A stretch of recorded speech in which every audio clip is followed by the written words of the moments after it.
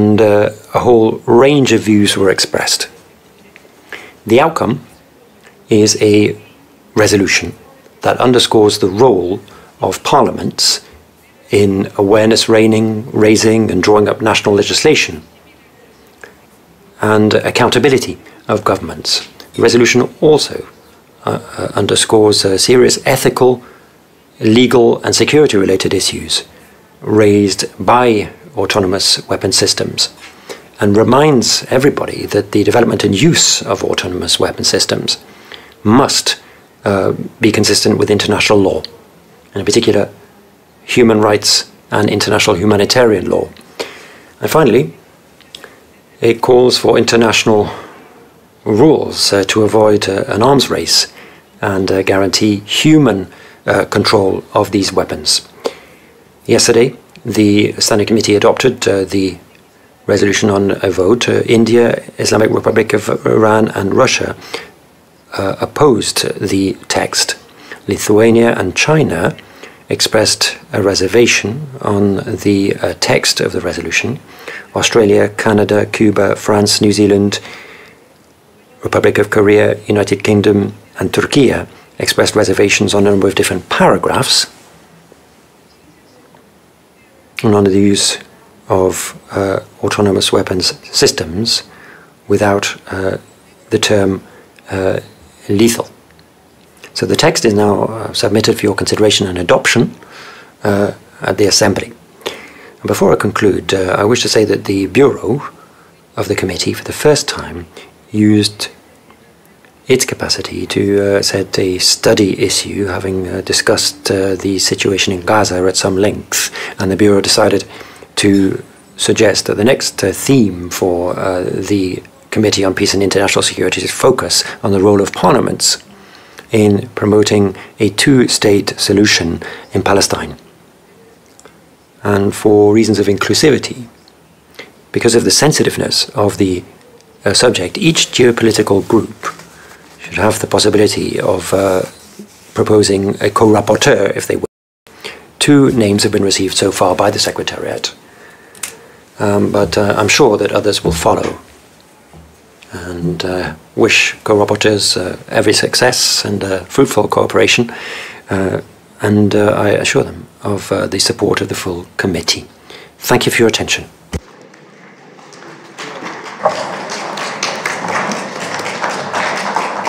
Thank you so much, Madam President, for the Standing Committee on Peace and International Security. Members, according to Article 32, some Article 2, if any delegations wish to explain their votes briefly, they will do so after we have already made a decision. And the same applies should a delegation wish to express a reservation without opposing the adoption of the resolution. So,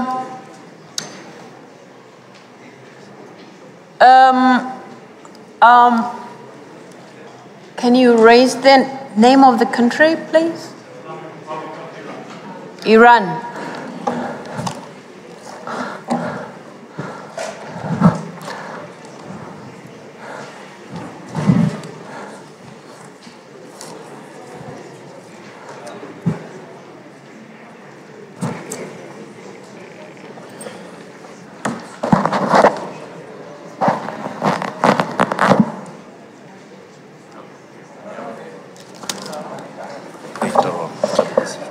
Okay. I have been guided here. I first have to, before I give the floor to the Republic of Iran, I have to ask the Assembly, after listening to the presentation that was made by the chair here, do we adopt the resolution? Thank you very much. The resolution is adopted. Now I'll give a chance to Iran because they had wanted to say something. Where is Iran? Okay. No. Sir? No, he doesn't need to take the floor. Oh, sorry. He doesn't need to take the floor. So And I don't see any other request. India? Okay. India, you have the floor. India, you have the floor.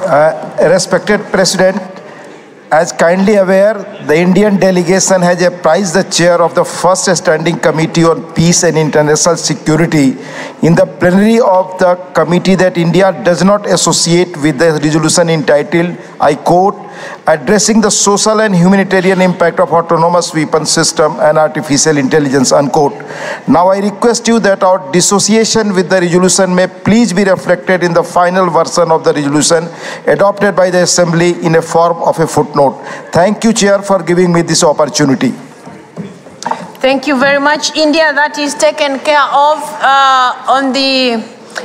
on page 5 of the resolution. We have a footnote that indicates India and the Islamic Republic of Iran and the Russian Federation expressed their opposition to the entire text of the resolution. So it's taken care of India. I don't see any other hand, and since we had already adopted the resolution, I would now see I would now understand that there are no questions. There are no questions, and so we are done. Thank you for accepting this resolution with, of course, some reservations that have been shown, but also the noted objections that have been made. Thank you so much, Madam Chair, for that, and we wish you safe travels.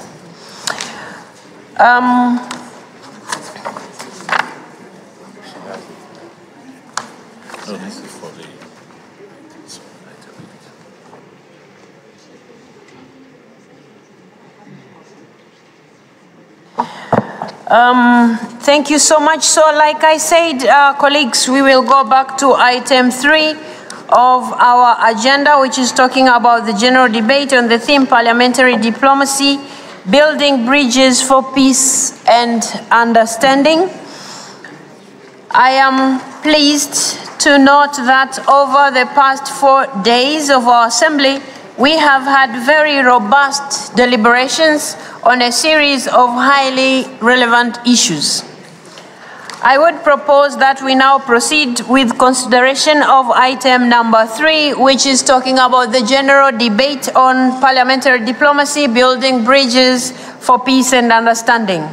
We have had substantive and robust deliberations over the past 3 days, having heard some 185 interventions from close to 130 national parliaments and 20 partner organizations. Speakers of parliament, deputy speakers, members of parliament, including many young members of parliament, experts and officials have all shared their experiences, good practices and wisdom.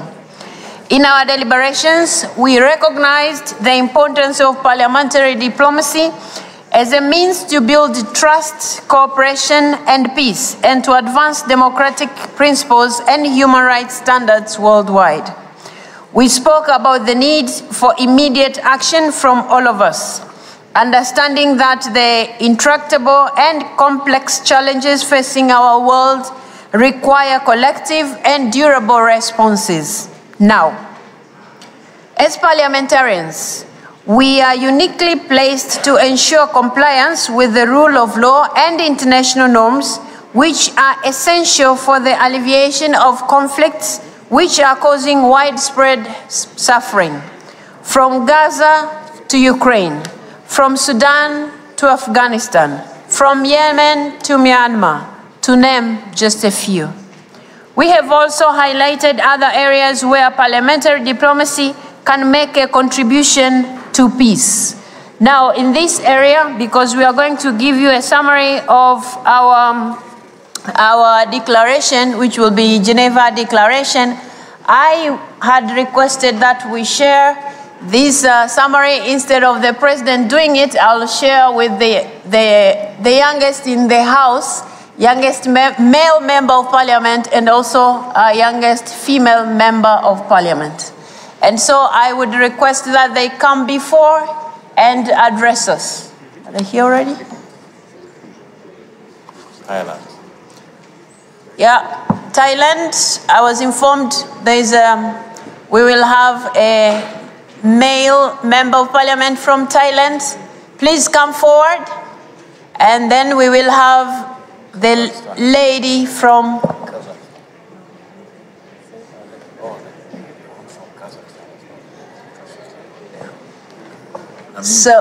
and Namibia. Please, if you can all come forward. So, because this is part of empowering our youth, and you all know that we always talk about inclusivity, and we would like to be giving them some of these roles so that they are ready to take up when some of us retire. So, from Thailand, please come up. You don't have it. Yeah, I have. So they are going to highlight some of the areas where we have highlighted in the course of our deliberations how parliamentary diplomacy is going to work. I don't know whether we already have one. If the lady is not around, just go ahead.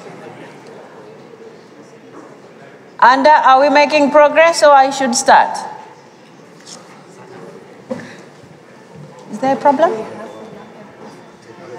I wasn't aware that this is happening, so I just gave him.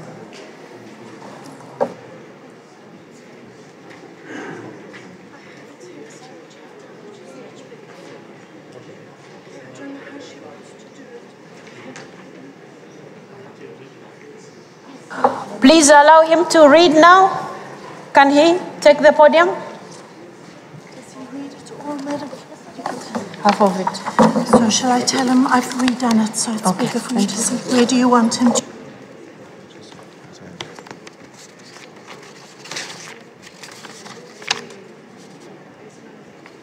So, do we start it from this? No, I gave you the papers. Oh, this one. Until addressing him. Just a moment. Yes, they had it. Just read until addressing. Mr. President. Please begin from here up to here. Okay? Sure. Please, you have the floor. Thank you, Madam President, General Secretary, esteemed colleagues. I'm the youngest and the baby of Thai Parliament. Now I'm just 27 years old. I'm have an honor to speak to you all today, and thank you for the best session for many days that we have done before. Okay, I will start with the text from our colleagues that to highlight for you guys. We have also highlighted other areas where parliamentary diplomacy can make a contribution to peace, including harnessing the potential of parliamentarians to act as mediators and dialogue facilitators and bolstering citizens engaging in these processes. Enacting, overseeing, and monitoring the implementation of peace agreements and guaranteeing funding for healthcare, transitional justice, and institutional reforms.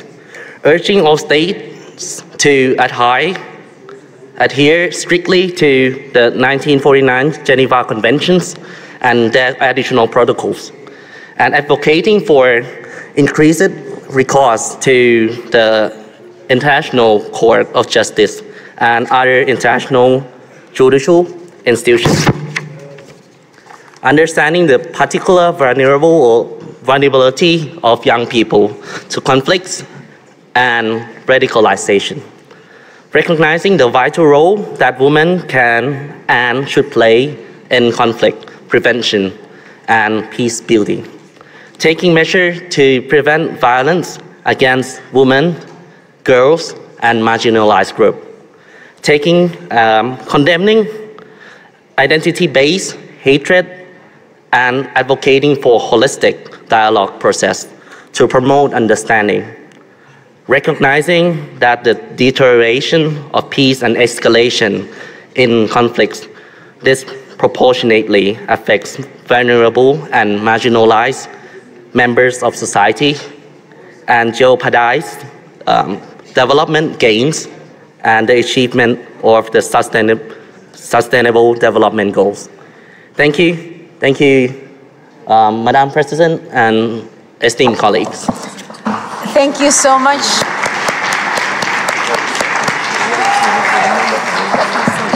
Thank you so much, Honorable Tong Jai Sod from Thailand. I'm informed he's 27 years old. Thank you so much. Now, please introduce yourself. Thank you very much, Madam President. Good afternoon, ladies and gentlemen. My name is Emma Tangi Muteka, and I hail from the land of the brave, Namibia. I will continue where my colleague has ended.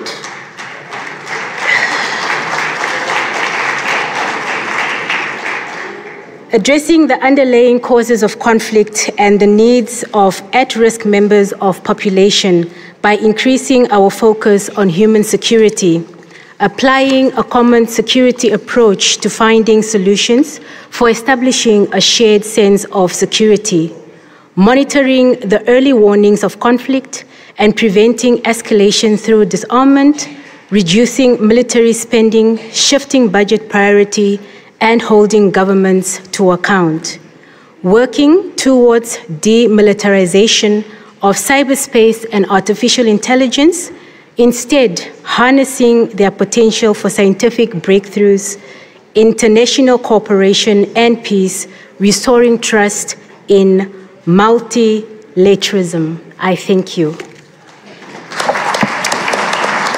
Thank you so much, Emma Mateka, and you can come here for a picture, both of you, and then you can get going. I hope this will inspire you to go do some more work so that you stay in politics. Okay. You come close. Yeah. I hope they are able to take the pictures. Okay. Thank you very much and good luck. Thank you so much. Thank you so very much. Welcome. Okay. Dear colleagues, the draft Geneva Declaration on Parliamentary Diplomacy is now before you, and I'm not seeing any hands, so I take it that we all adopted the Geneva Declaration. Thank you very much. It is so decided. Colleagues, although we were not able to adopt an emergency item resolution on the need for urgent action to address the situation in Gaza, this humanitarian catastrophe has been at the forefront of our deliberations and consultations. We cannot remain silent. We do not have the time to reopen the discussion here, as we have other items of the agenda and we must complete all of them. But the Secretary General and I have prepared a leadership statement on the need for an immediate ceasefire in Gaza, which is based on the fundamental points that I believe we all agree with. The two of us plan to issue this leadership statement today. And this statement will read as follows. In view of the worsening situation in Gaza, we call for urgent action to alleviate the suffering of the people in the region, including women, children, and the elderly who have been caught up in the fighting. On behalf of the global parliamentary community, we call for an immediate ceasefire in Gaza. We reiterate our demand for the immediate and unconditional release of all hostages. We appeal for the relevant authorities on all sides to expand the flow of essential humanitarian aid to reach those in need in Gaza. We reiterate our utter condemnation of any violence against civilians and stress the need for respect for international humanitarian law. That is how our statement will read. So, thank you. Pacific delegation of Nigeria. Okay, I've just read what the statement will read like, but I'm seeing Nigeria would like to take the floor. Nigeria, you have the floor. You have the floor. Thank you, Madam President. My name is Asukwe Peon, Senator of the Federal Republic of Nigeria. Madam President, I have listened attentively to the statement you are prepared to issue, yourself and the Secretary General. And Madam President and this Assembly, the leader of the Nigerian delegation, His Excellency, the Senate President of Nigeria, Senator Godswill Akpabio, on Sunday, the 24th of March, made a passionate appeal on the floor of this Assembly. He pleaded that we take off the toga of politics and adorn the toga of humanity, adorn the toga of parents. He stated here on the floor of this Assembly that most of us here agree with certain principles. He stated here that most of us are in agreement for a ceasefire. He stated that we are all in agreement that there should be a release of hostages and access to humanitarian aid. What the President has just read out is mostly what all of us here are in agreement. This present conflict began on the 7th of October, 2023. And we met in Luanda, Angola on the 23rd of March, on the 23rd of October. But we failed to reach a resolution. We are meeting here today again in March of 2024. Today is the 27th of March, 2024. Thousands of people have died.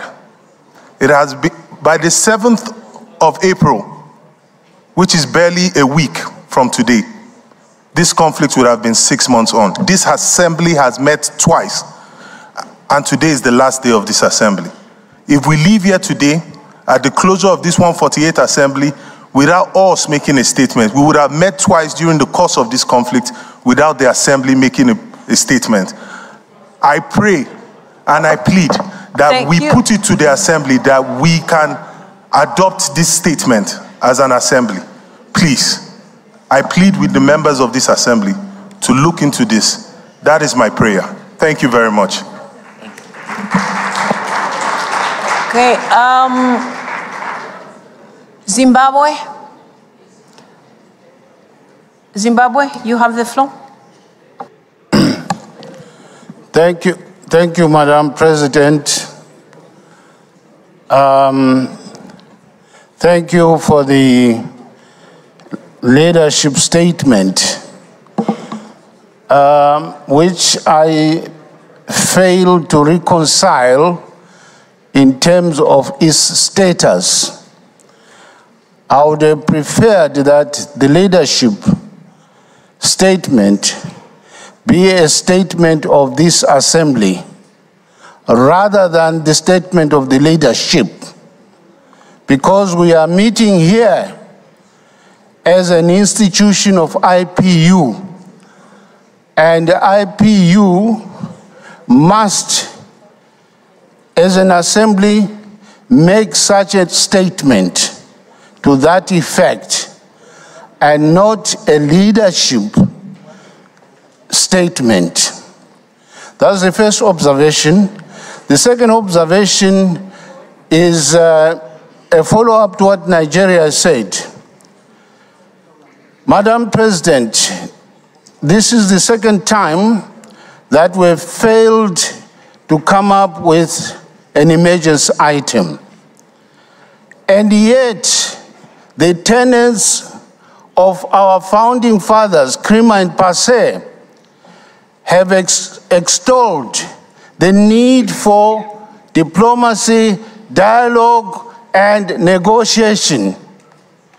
Now, we leave this Assembly today with this Geneva Convention, where it is saying we should exercise parliamentary diplomacy, dialogue, and negotiation in order to look at the conflicts that are, in fact, threatening global peace in the world.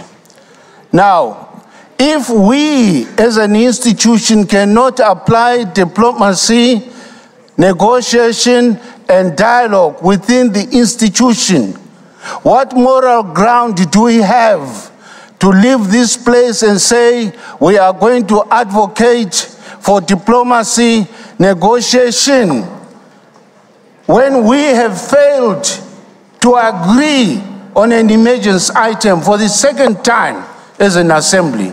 I think this is a contradiction of the highest order. Is an element of the highest irony that we are failing to apply that which we believe are the tools of ending conflict within our own organization. Madam President, I hope it will not happen again. Thank you. Thank you so much. I believe, dear colleagues, we understand the interventions that have been given. They weren't really directed to the leadership of IPU because you're the people who voted against whatever that was on the table. So that said, this is called, this initially, before I give you more explanation, is called the leadership statement because you have given us the mandate, me and the Secretary General, to issue statements when something happens in the world. So we have been doing this on your behalf, and even this one, after the Assembly failed to attain the required number of votes, then we thought it was impetus for us to do something. So this is what we have done. But irrespectively, much as I think the two colleagues have spoken, and we can now agree, if you so wish, that this leadership statement, instead of being a usual leadership statement, which we usually do, me and the Secretary General, now it can also read as you are part of it, if you so wish. If you would wish to endorse it.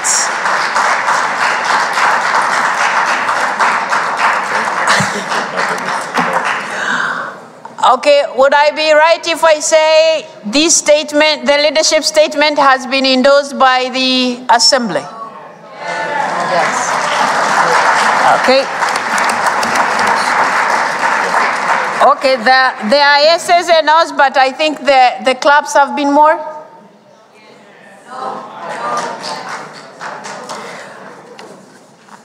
Okay, because this matter, the way it was brought to us, it is difficult for me to say it is unanimously agreed when I hear the no's in the House.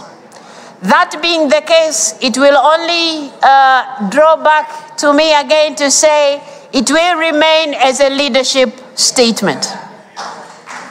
Agreed? Well, the no's and the yeses, but because it wasn't part of the agenda and it's not really discussed in a way that we do according to our rules, it wouldn't be fair for me to say it has been adopted by the Assembly when some of you are saying no. If it was by consensus, we would take it that way. But the statement I've read to you, it will eventually go out there as a leadership statement. Yeah, we agree? Thank you. So that's done. And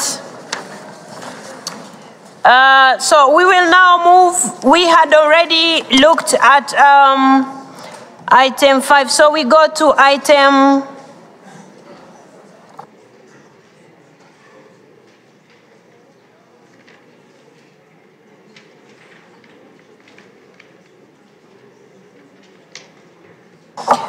Okay, thank you. So we go to item 6, which is dealing with partnerships for climate change, promoting access to affordable green energy, and ensuring innovation, responsibility, and equity. So, you have before you the revised draft resolution as prepared by the Standing Committee and is circulated to you. May I now request the President of our Standing Committee, Mr. Waven William of Seychelles, to introduce to us the draft resolution.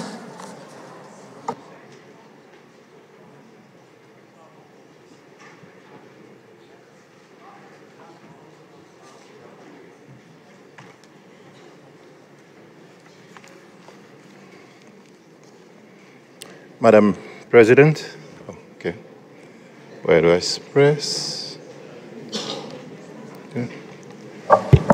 Try it. Okay, thank you. Madam President, Secretary General, distinguished colleagues, parliamentarians of IPU. My task is to inform you of the outcome of deliberations of the Standing Committee on Sustainable Development. The committee was entrusted with the task of debating and preparing a draft resolution on partnerships for climate action, promoting access to affordable green energy, and ensuring innovation, responsibility, and equity. The co-rapporteurs were Ms. Mira Al-Suwaidi from United Arab Emirates, who is also the vice chair of this committee, Ms. Lesia Vasilenko from Ukraine, and Mr. Sami Patra from India. They prepared a draft resolution and accompanying explanatory note. I take this opportunity to reiterate my thanks to the co-rapporteur for their great work, dedication, and commitment. I have also to mention the names of the IPU Secretariat staff members, Alexandria, Carly, Isabel, and Miriam, who coordinated the work of the committee in a collective effort for efficiency and precise guidance. I was flanked by a crew of super and amazing women professionals to do the job, and the whole committee delivered. They deserve a round of applause, ladies and gentlemen. Drafting of the resolution was conducted in plenary. The committee had received 293 amendments submitted by 27 member parliaments. This was a record number of amendments for our committee. Thanks to the engagement of the co-rapporteurs and all committee members, we were able to conclude the drafting process within the time allocated to us. I hereby thank all of them for their contributions, ingenuity, and team spirit. The team collaboration and the committee members' focus and objective engagement paid off. Yesterday afternoon, the committee examined the consolidated draft resolution and adopted the text by acclamation. India and Iran expressed reservations on the whole text. China expressed reservations on preambular paragraphs 7 and 8, and operative paragraphs 7, 8, and 25. Turkey expressed reservations on operative paragraphs 24, 25, and 26.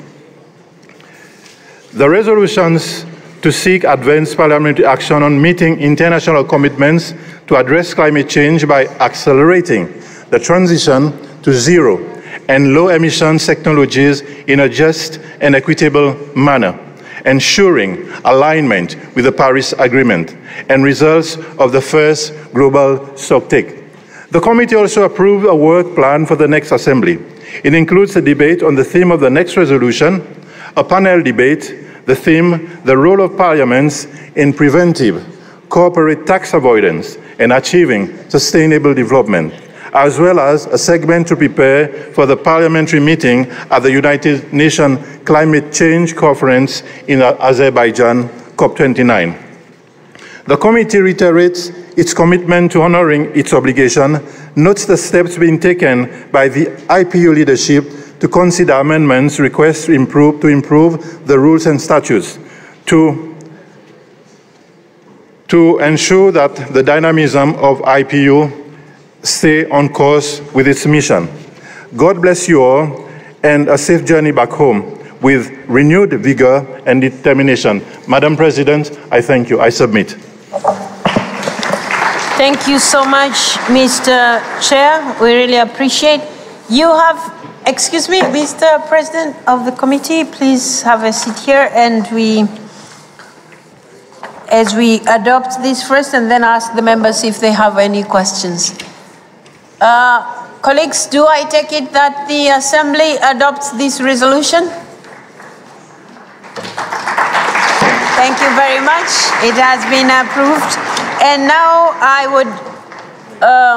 was looking around just to see if anybody would like to take the floor, and I don't see any, so I take it we have approved we have adopted this resolution, and there are no questions. The reservations that were raised are well noted. I believe we have all seen that. Thank you so much, Mr. President. Oh, he has left already. Thank you so much, Mr. President. That was fast. Okay. So now we move to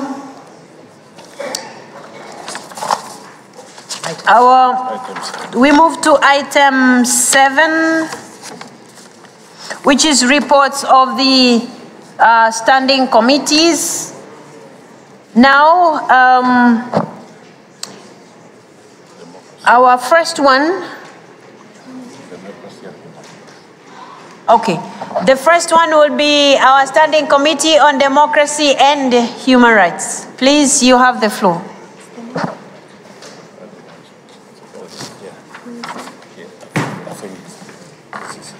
Okay. Mr.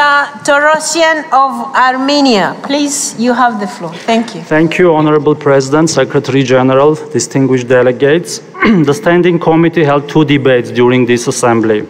On Monday, there was a preparatory debate on the resolution entitled "The Impact of Artificial Intelligence on Democracy, Human Rights and the Rule of Law." The debate was introduced by the rapporteurs of the resolution, Michel Rempel-Garner of Canada and Nima Lugangira of Tanzania. It also benefited from opening remarks from the International Telecommunication Union and UNESCO, the 2 lead organizations on the AI within the UN system. The main message from the debate was very clear. Delegates see the many potential benefits that artificial intelligence can bring, such as creating new economic opportunities, accelerating medical research, and identifying actions to mitigate climate change. But more than 30 delegates who took the floor also expressed many concerns on issues that go to the fundamental aspects of our societies, including elections and democratic processes. Delegates asked, what will the development of AI mean for our ability to trust each other and to have confidence in what we see and hear? How do we limit the risks of negative uses of AI? What can parliaments do to safeguard people's rights and ensure that technology helps us to build the society we want? These are the pressing questions that the rapporteurs will seek to address as they draft the resolution, which will be discussed at the next assembly in October. The Standing Committee also held an important debate on sustainable actions to improve the life conditions of people with disabilities, including their chances for education and work opportunities. We had a dialogue with the chairperson of the UN Committee on the Rights of Persons with Disabilities, complemented by the perspectives of parliamentarians who are at the forefront of the work to ensure the rights of people with disabilities. The debate highlighted the important role parliaments can play to advance implementation of the UN Convention on the Rights of Persons with Disabilities by ensuring laws, policies and budgets advance their full inclusion in the community and remove all forms of discriminations and stigma based on disability. This includes addressing the multiple and intersectional forms of discrimination based on age, sex, gender, social origin, and others. Delegates put forward suggestions for IPU can pursue work in this area and recommended, first, to develop a handbook for parliamentarians on the Convention on the Rights of Persons with Disabilities, similar to the IPU handbooks on the Convention on the Elimination of All Forms of Discrimination against Women. 2, to continue to foster such exchanges among parliamentarians on the topic, and 3, to explore the possibility of setting up a dedicated working group on persons with disabilities. I thank you for your attention. Thank you so much, Mr. Torosian. Members, I take it that we note the report of our standing committee. Do we note that? Thank you very much. We now move to the Standing Committee on United Nations Affairs, and may I take this opportunity to welcome the President of the Standing Committee of United Nations Affairs, Mr. David McGuinty of Canada, to present his report. Mr. McGuinty, you have the floor. Thank you very much, Madam President. Good afternoon, colleagues. My name is David McGuinty. I am the President of the Standing Committee on United Nations Affairs, having been elected to the position last October. I have the honor to present our committee's work here at the 148th Assembly. Let me say at the outset how pleased and proud I was to open every session of our committee and its bureau, pointing to the IPU's new harassment policy. And colleagues, if you haven't seen or read the policy yet, I would commend it to you. This is an extraordinary important tool to ensure a safe workplace for all IPU staff and delegates. And it brings the IPU to a level of anti-harassment policy, which is very much a gold standard here and around the world. Our committee held 2 sessions here in Geneva. In our first session, we were very pleased to welcome the newly chosen United Nations Assistant Secretary General for Youth Affairs, Dr. Felipe Paulier, who is just 3 months into his job. Dr. Paulier elaborated on the new Office of Youth Affairs mandate to facilitate youth access to debates and processes across the UN system. He talked about trust. He talked about regaining trust. He talked about hope. He provided good examples of engagement taking place in various parts of the world and encouraged parliamentarians present to engage actively with the young people in their respective countries. Parliamentarians were very keen to embrace Dr. Paulier's message that highlighted the world's changed demographics. More specifically, the fact that now we have on this planet the largest single number of young people ever. Some 48 delegations were present for the vigorous discussion. Over 18 interventions were made, some of which highlighted innovative ideas from their own experiences engaging youth in their national work. The second session, yesterday afternoon, focused on the sustainability of the United Nations humanitarian work. The committee members were briefed by high-level officials from the UN Office of Coordination of Humanitarian Assistance, the UN High Commissioner on Refugees, the World Food Programme, and the UN Relief and Works Agency for Palestinian Refugees in the Near East, otherwise known as UNRWA. These officials shared important information regarding the state of the world and noted that beyond the headline-grabbing crises in Ukraine and Gaza, there are fires burning in the Democratic Republic of the Congo, in Sudan, and elsewhere. They were unanimous in stating this, that at the same time global military expenditures have reached a record-breaking $2.3 trillion per year, the UN's humanitarian system, despite inadequate funding, is delivering. Be aware, colleagues, the United Nations now has a hiring freeze. It is shutting down parts of buildings here in Geneva and New York. It is turning off elevators and lights and air conditioning systems in order to pay the bills. But these individuals reminded us that 1 in 5 children is now living in conflict. 1 in 73 people is forcibly displaced. 309 million people are experiencing acute food insecurity. 45 million children globally are at risk of wasting. UNRWA has had 171 of its workers in Gaza killed in the conflict. Over 34 delegations were present for this important discussion and 16 made profound interventions. All of them praised the UN's work. Some noted their nation's specific contributions of humanitarian assistance, and it's fair to say, all heard the urgent plea for more support in our national budgets for the work these agencies are doing to ensure people can reach their potential everywhere, that we leave no one behind and live sustainably. Several parliamentarians asked for more focus in humanitarian efforts to prevent or address conflicts, particularly those that are forgotten or festering conflicts. The committee approved a motion put forward by its Bureau. The motion encourages parliamentarians to engage domestically on Security Council reform, foster debate in their parliament, discuss this issue with their permanent representative to the United Nations, be ready to ratify any changes to the Security Council that might be forthcoming. This was just the second motion the committee has ever passed as part of its new effort to focus on its work plan. Furthermore, on Monday, I was pleased to chair a high-level meeting of speakers and deputy speakers in preparation for the 6th World Conference of Speakers. The discussion focused on the profound crisis of multilateralism and featured the UN Director for Geneva, as well as Rebecca Greenspan, the Secretary General for the United Nations Conference on Trade and Development. And finally, colleagues, the committee filled 2 vacancies in its Bureau, with Mr. Hekab Arshakian of Armenia and Mr. Marcelo Asalinas Gonzalez of Paraguay being elected for 2-year terms for the Eurasian and GRULAC groups. Thank you very much for your attention. Thank you. Can I take it that the Assembly takes note of this report?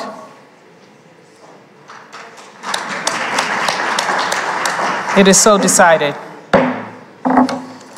We can now proceed to item number 8 of our agenda, approval of the subject items for the resolutions to be adopted by the Standing Committees Peace and International Security and respectively on Sustainable Development at the 150th IPU Assembly and appointment of the rapporteurs. May I draw your attention to document A 148-8R1REV. As you will see, the Standing Committee on Peace and International Security is proposing as its subject item for the next 1-year cycle the theme of the role of parliaments in advancing a 2-state solution in Palestine. Mr. Bouchet of Algeria, Mr. Boutemea of Ireland have been designated as rapporteurs on this subject item. Is the Assembly ready to adopt this decision?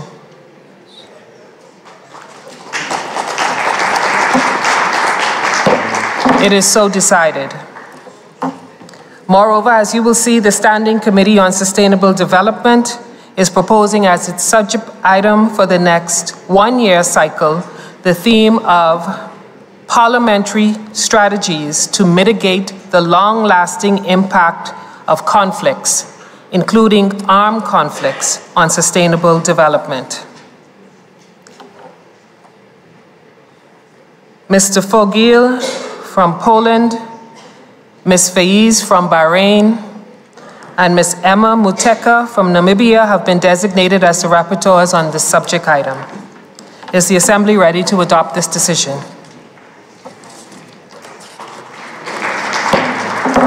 It is so decided. Let us now proceed to item 5. We welcome our President back to the seat.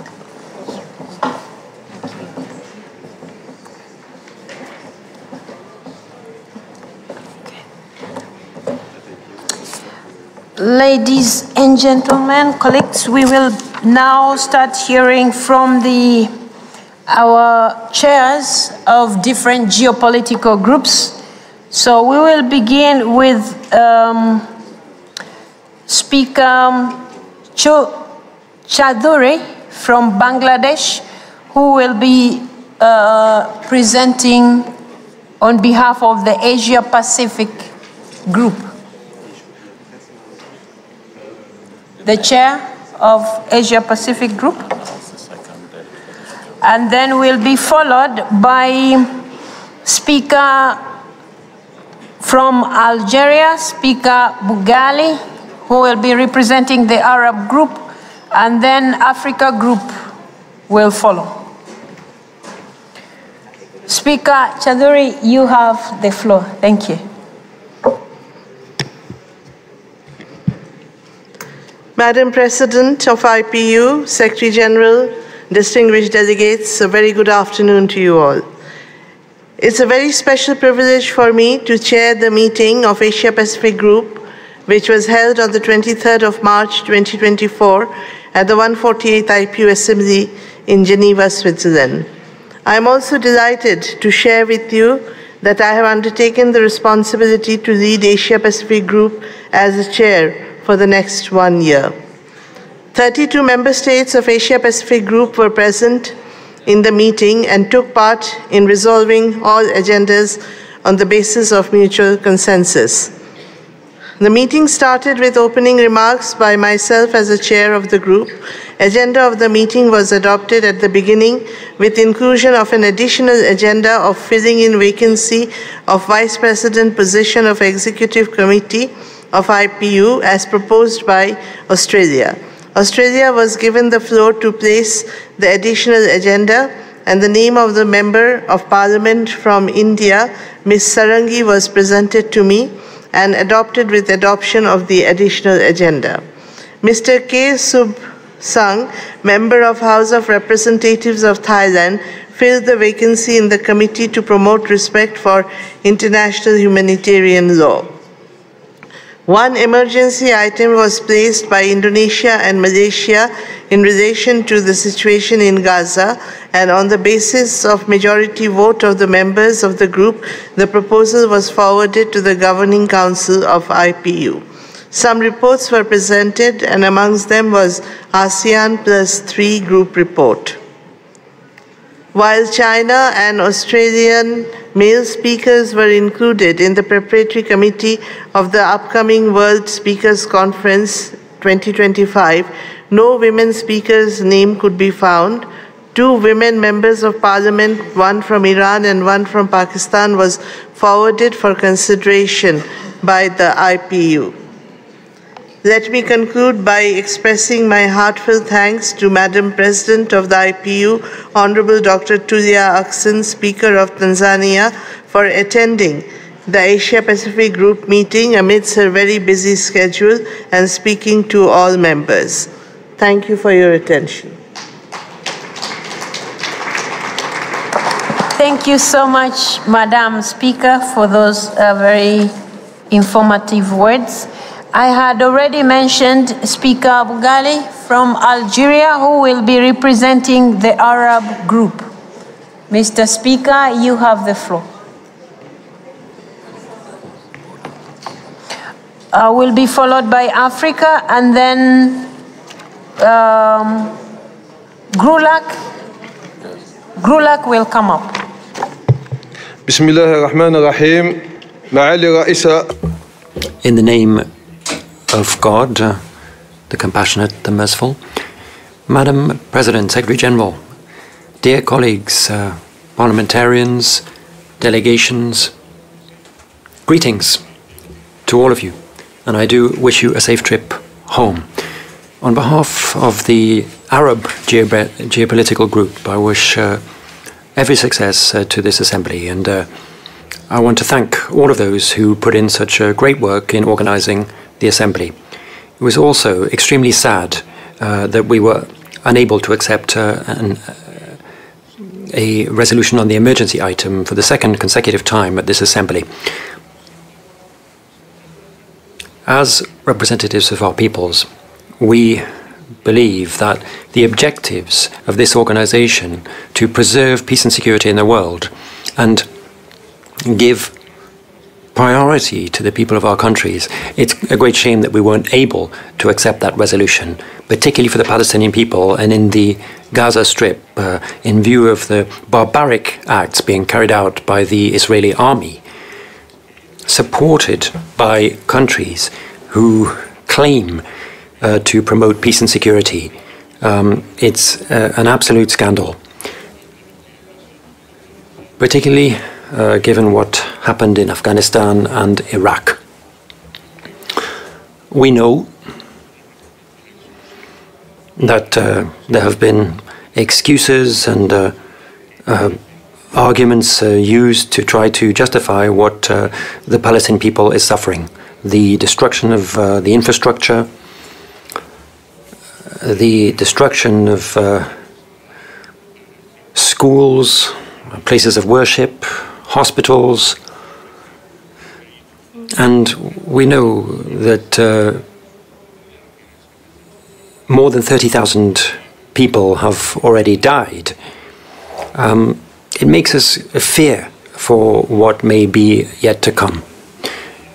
Brothers and sisters, ladies and gentlemen, I think it's now time to review our working procedures, and indeed the working procedures within the United Nations, where the noble principles on which our organizations were based are not being respected. So I sincerely hope that in the future we will be able to bring messages of peace and coexistence. May peace be with all of you. Thank you. Thank you so much, Mr. Speaker, and also President of the Arab Group.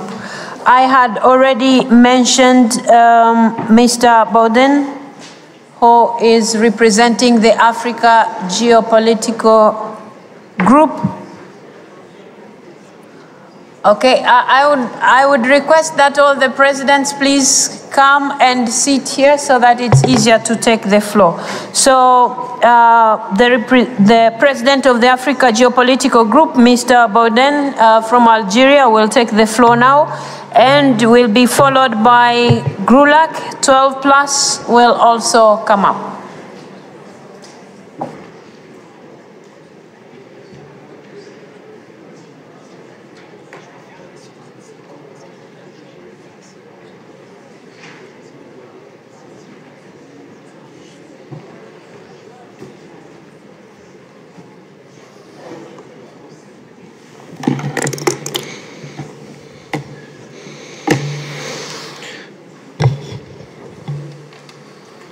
سيدة رئيس الاتحاد البرلماني الدولي سيدة توليا. Madam President, Ms. Axon, Secretary General of the IPU, Martin Chongong, speakers, heads of delegations, our geopolitical group hopes very sincerely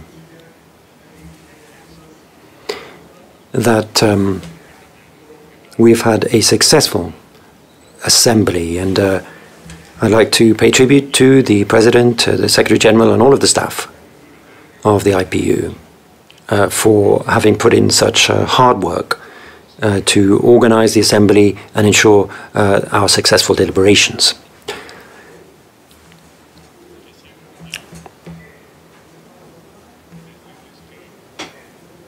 I also wish to say that maybe we couldn't reach an agreement on a resolution on an emergency item at this assembly, but the disagreement was about one single word, and on behalf of all of us, I would like to pay tribute to South Africa's role in trying to shed light on the situation in the Gaza Strip. And our geopolitical group, with the Arab geopolitical group, we supported the South African proposal The 12+ group supported the Danish proposal, and both proposals focused on the situation in Gaza. And I think at the end of the day, we haven't really failed. I believe that in general, this assembly has managed to highlight the importance and seriousness of that situation. And Madam President, Secretary General, I hope we won't forget that, and that in the future we will be able to adopt a more constructive attitude in that respect. The Palestine question is one of the most serious crises that we are facing, a people that is facing genocide.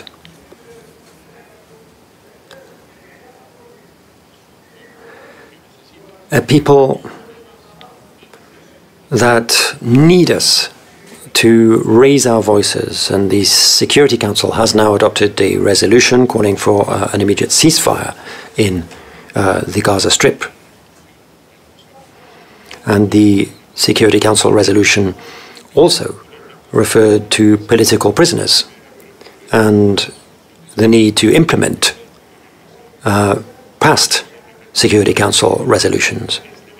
How is it that the Security Council can agree on that language, and yet here at the 148th Assembly, where we parliamentarians are freer to speak than our governments, we weren't able to do so? And on behalf of our group, we don't believe that this whole process has been a failure, as I said earlier. I believe that it's something that will help us think carefully about our working procedures in the future. Madam President, Secretary General, our geopolitical group, which brings together 54 parliaments, is working hard to strengthen parliamentary activity in Africa so that we can work ever closer with IPU, and also to ensure that we digitalize our activities more in future, so that we can keep up to date with technological progress, using technological tools more effectively in our parliaments.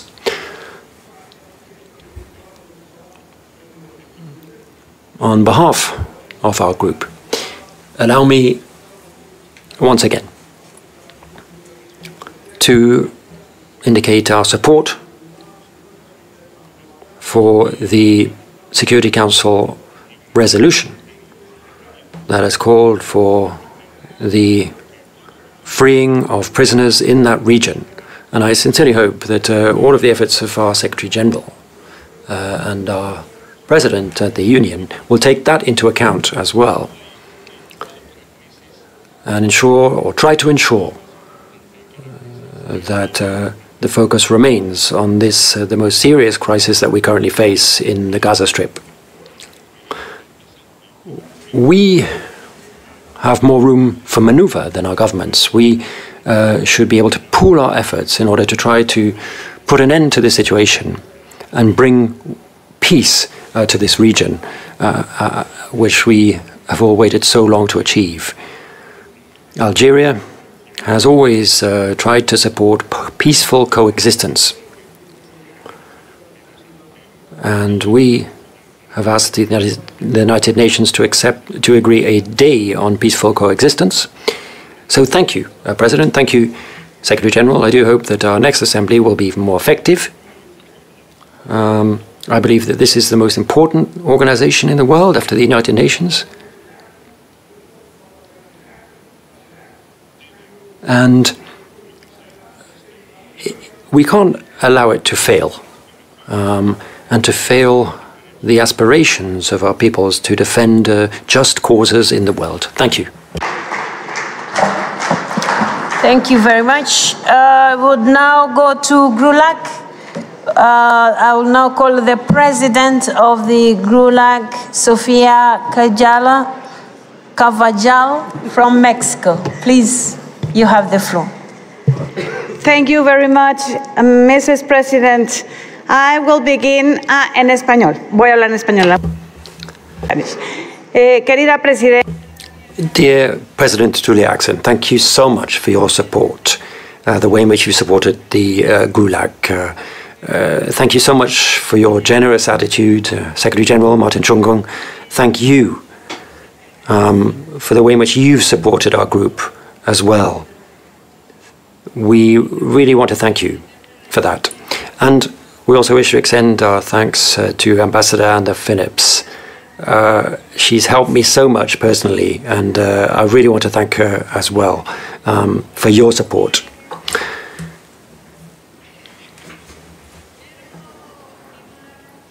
And if I could go on by mentioning Sally Ann Sadler for all her support over 30 years.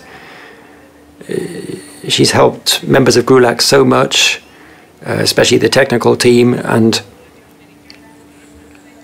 I'd just like to wish her every success in this next stage in her life, and I really hope she enjoys it. Thank you so much for all of these years, and we wish you every success on the part of my group.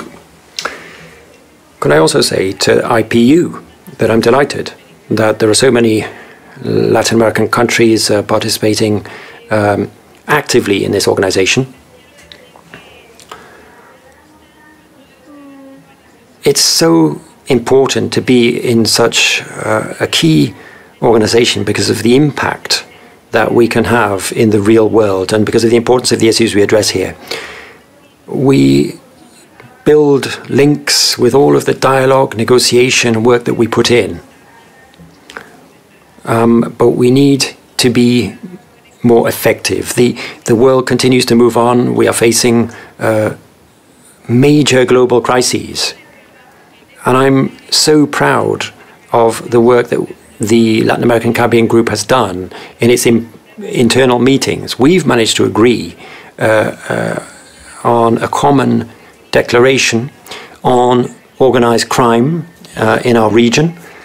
And I think that's an example of how, with dialogue and concerted effort, we can reach common ground. And we can come out with a joint declaration that's useful for all of our countries. So I think with the example of our region, I'd urge you to look to that and to believe in the power of dialogue so that we can make even greater efforts in future. You know, it's so important that multilateralism is strengthened for the benefit of all. Thank you.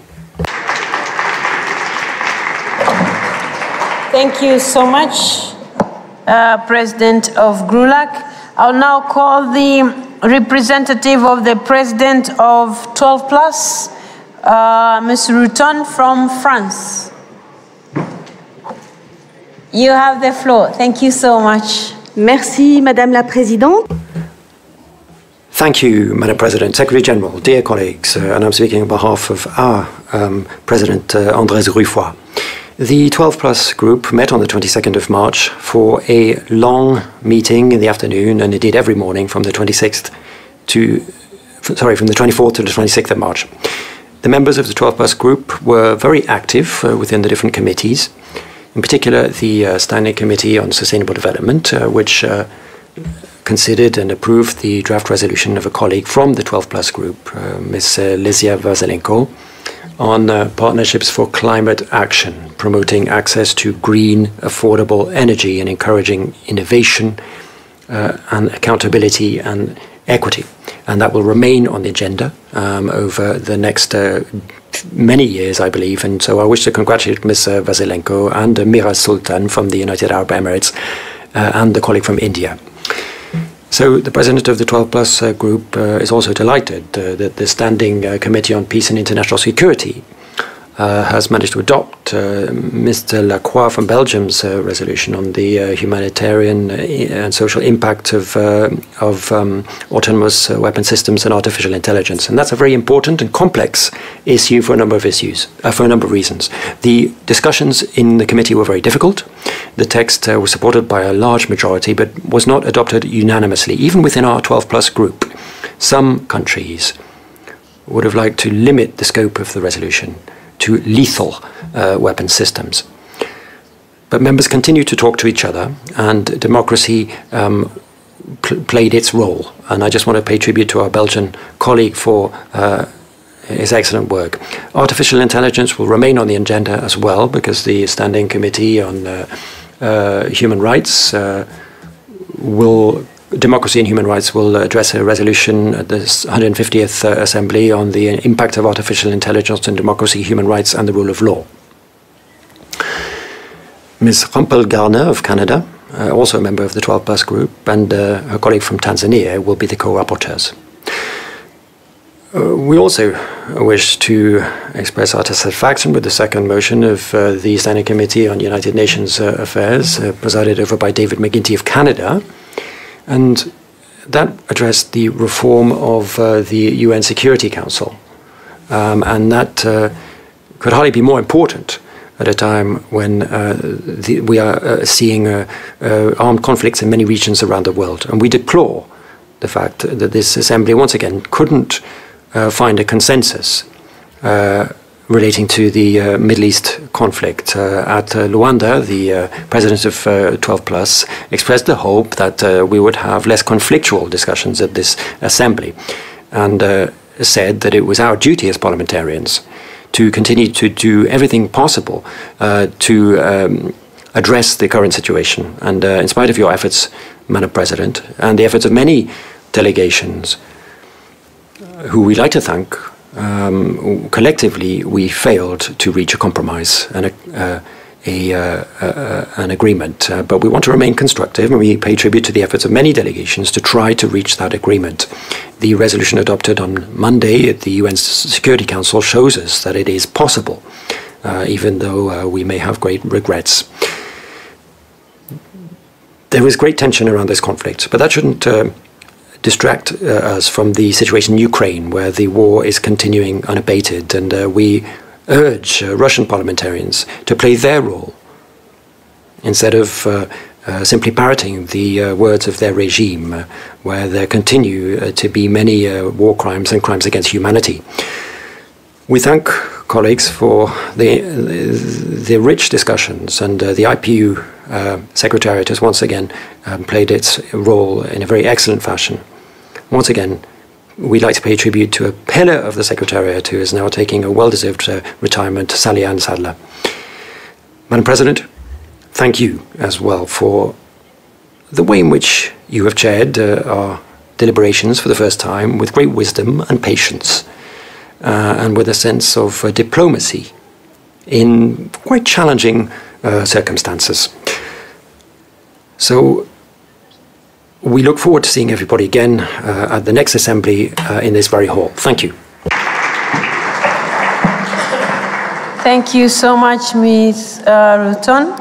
We will now hear from Eurasia, the representative of the president of the Eurasia Group, Ms. Sovinar Vadanyang. You have the floor, Madam. Thank you, Chair. Madam President, colleagues, on behalf of the Eurasia Geopolitical Group, I wish to thank all parliamentarians, the IPU and the International Secretariat for the tremendous work done. Also, let us thank you personally, Madam President, and the Secretary General for the statement on the situation in Gaza. Despite the fact that an emergency item was not passed, we can state that the 148th Assembly was a success. The subject item of the general debate is very topical and enabled legislators to address parliamentary diplomacy, which nowadays plays a crucial role for many countries. I would like also to mention Secretary General's personal commitment and contribution to this topic. As a female parliamentarian, I wish to emphasize IPU's contribution to the issue of inclusiveness when no one is left behind. Dear colleagues, since this year, the Global Conference of Young MPs will take place in Yerevan. I am pleased to say that we are waiting for you in our sunny Armenia in September. Thank you. Thank you so much. Dear colleagues, we have come to an end of listening to our geopolitical groups and the statements that they had to make. So we are very grateful for all the leadership of all the geopolitical groups. You are doing an amazing job, and we look forward to keep working closely with you. Let me now take this opportunity to welcome our Secretary General for some concluding remarks. He looks surprised because we have completed, I think, the session before time, right? Thank you so much. Secretary General, you have the floor.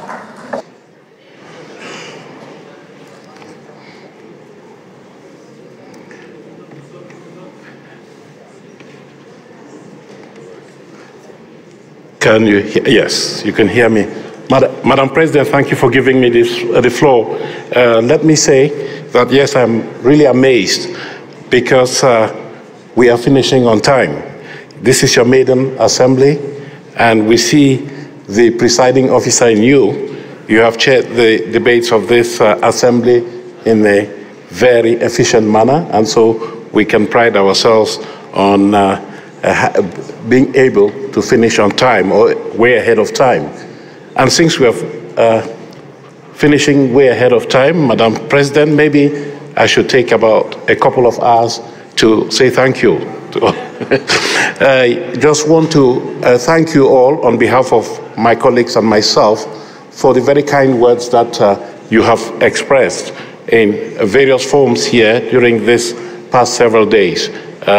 We are just honored to be able to be of service to the global community of parliamentarians that you represent. And you can be sure that your words of encouragement go down our hearts, and we will continue to do our best.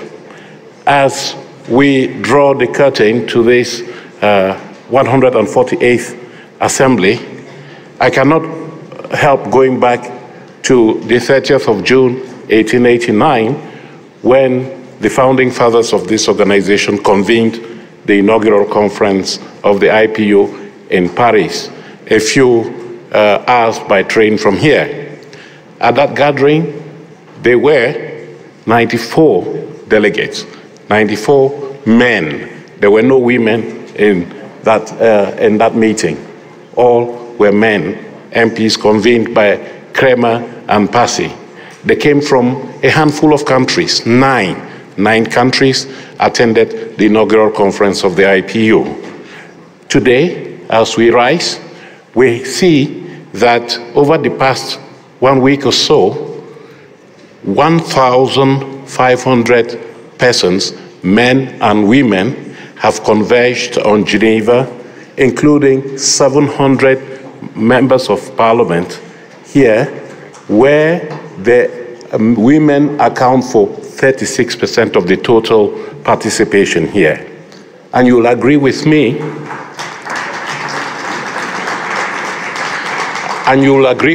that our founding fathers, Kremer and Passy, would be smiling all the way to the bank because of the fact that their dream has come true, that the global parliamentary community that has expanded to this extent can come to the city of peace and hold a dialogue that is intended to promote dialogue, as many of you have said here, but also to bring about peace in the world, to bring about democracy, and ultimately development.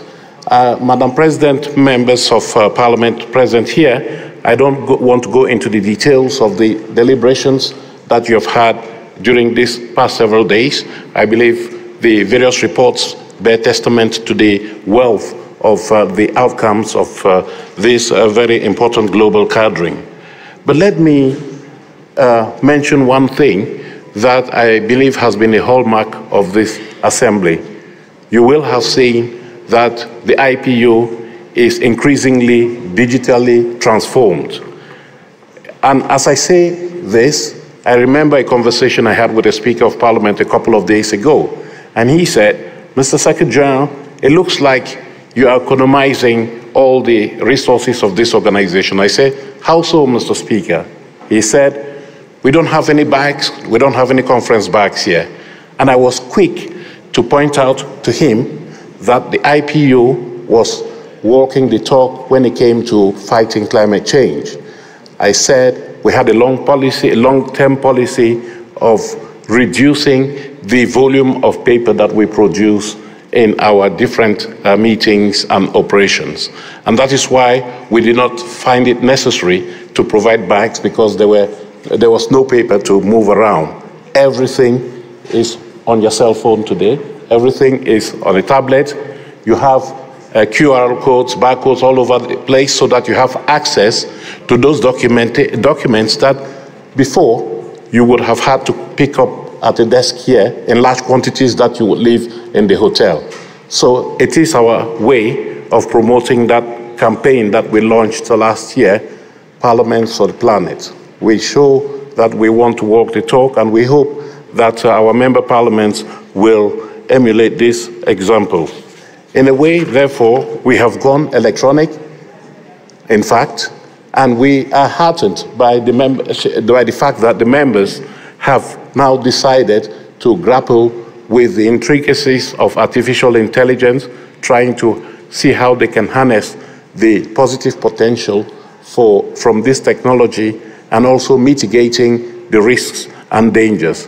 I believe this is something that you, as the global parliamentary leaders, will be doing as a service to humanity.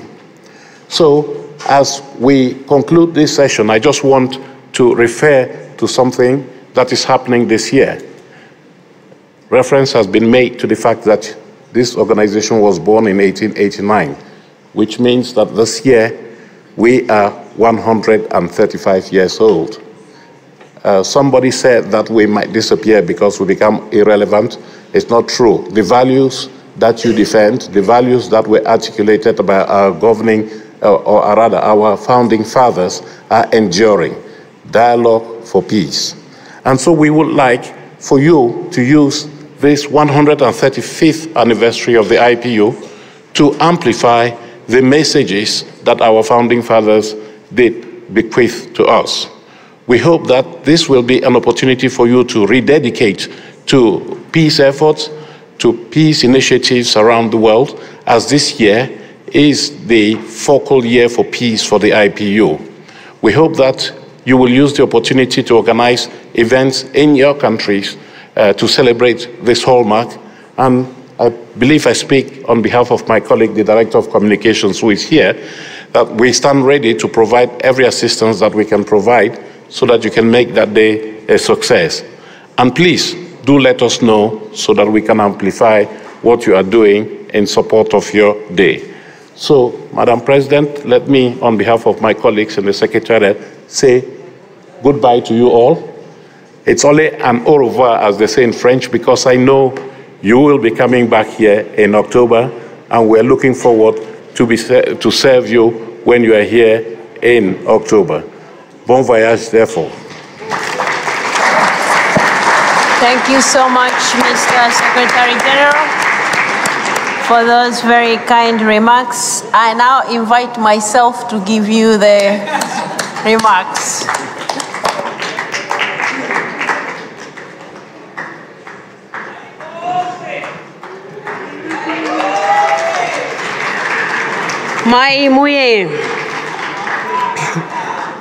Mr. Secretary General, Honorable Speakers, Deputy Speakers, Members of Parliament, colleagues, ladies and gentlemen, let me start by expressing my deepest gratitude to all the colleagues who have played a very pivotal role in the seamless organization and the success of the 148th IPU Assembly.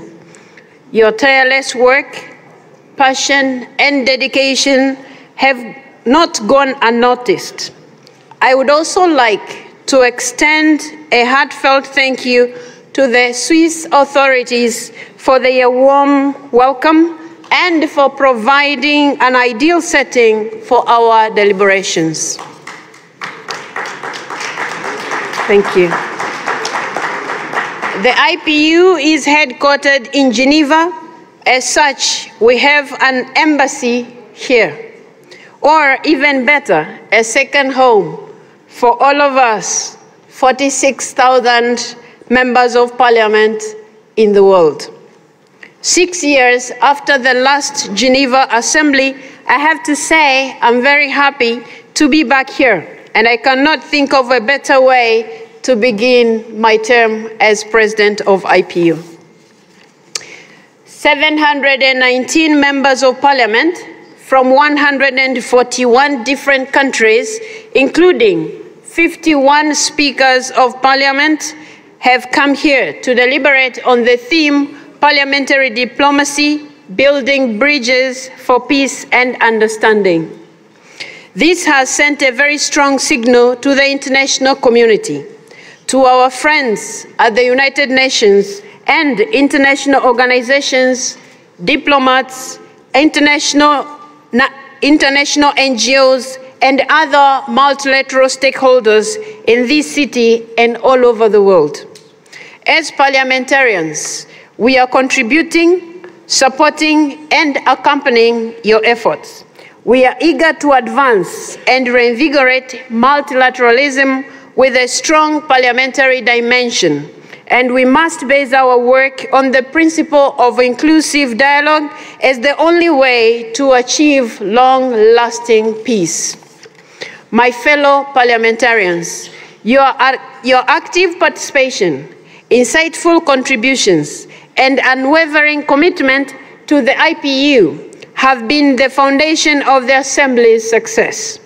Over the last week, we have had many inspiring examples of how you employ parliamentary diplomacy to address the multiple challenges to peace and international security our world is facing today. But we have not only heard examples in speeches, we have also practiced parliamentary diplomacy with the goal of taking much needed steps forward, steps towards peace. This assembly will go down in history as the first time that the speakers of Armenia and Azerbaijan sat down to discuss how their parliaments could support ongoing efforts to normalize relations between the two countries. Thank you. Thank you. The IPU task force on the peaceful resolution of the war in Ukraine continued to be one of the few remaining formats in which Ukrainians and Russians engage, and it is looking to make incremental progress on the issue of displaced children. We have adopted significant resolutions on the implications of autonomous weapon systems and artificial intelligence, on affordable green energy, and a motion on Security Council reform. And we have held substantive discussions on multilateralism, interfaith dialogue, human and common security, and minority rights, among many other issues. Dear friends, we have adopted a major political statement of the need to urgently address the situation in Gaza. We must now move from words to action. We have adopted our Geneva Declaration on Parliamentary Diplomacy, emphasizing our collective responsibility to foster dialogue, mutual respect, and pursuit of peaceful coexistence across political, ideological, religious, and geographical divide. This is not merely about conducting parliamentary diplomacy for the sake of it. It is about bringing the outcomes of our dialogue back to our home countries and making good use of our legislative oversight and budgetary powers to translate them into national realities for the well-being of our people. Dear friends, as I mentioned in my opening remarks to this Assembly in 2024, the IPU will be celebrating its 135th anniversary. The world has changed dramatically since the 19th century, yet our mission remains ever so vital. I would like to reiterate my invitation to take our Geneva Declaration back to your parliaments and organize a special event on parliamentary diplomacy, perhaps in advance of the International Day of Parliamentarism on June 30th, which coincides with the IPU's anniversary. In addition to commemorating the International Day of Parliamentarians, it is crucial for us to reflect upon the effectiveness of the Interparliamentary Union and its impact on our respective nations. As we convene during the general debate, it is essential that parliamentarians not only share their views on the theme under discussion, but also provide an account of the progress made in implementing the IPU's resolutions. This practice will enable us to learn from our colleagues who have efficiently and effectively implemented relevant resolutions, while also holding ourselves accountable to the commitments made at IPU meetings. By measuring our own implementation efforts against these benchmarks, we can ensure that resolutions are not mere rhetoric, but translate into concrete actions that benefit our societies. This introspection and measurement of implementation will strengthen our collective endeavors to effectively implement IPU's resolutions. It will foster mutual support, collaboration, and the exchange of best practices among member parliaments. Recognizing the areas where support and capacity building are needed, we can seek the necessary resources to overcome challenges and fulfill our commitments. Through this progress and this process, we can ensure that the IPU remains a driving force for genuine and impactful change, where resolutions are transformed into actions that positively shape our democratic societies. This assembly has marked the beginning of my tenure as president of IPU. And I would like to say that the IPU is only as strong as its membership. And through your engagement, unity, and determination, we will be able to make a tangible difference in the lives of the people we serve. I look forward to seeing all of you at our next assembly in October this year. I will now beg your indulgence to go on my seat so that we rise together for our IPU anthem to mark the closing of our 148th Assembly in Geneva. Thank you so much for listening to me.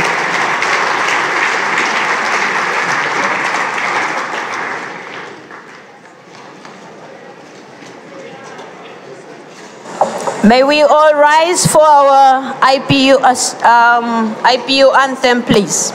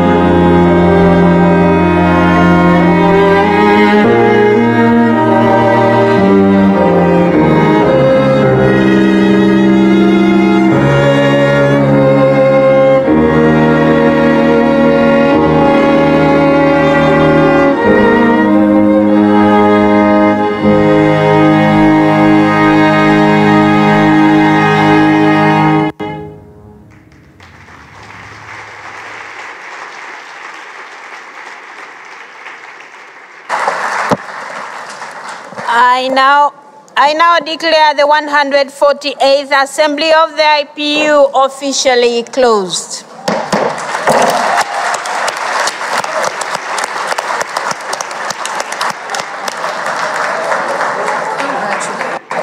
An absolute pleasure.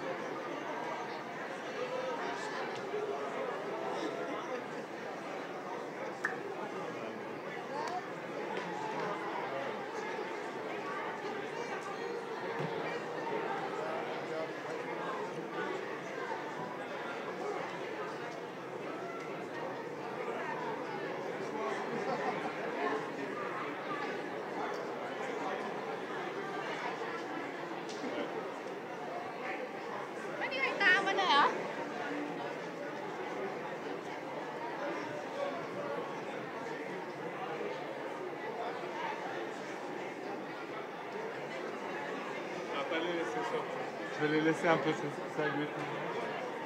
Et puis on essaie de les choper.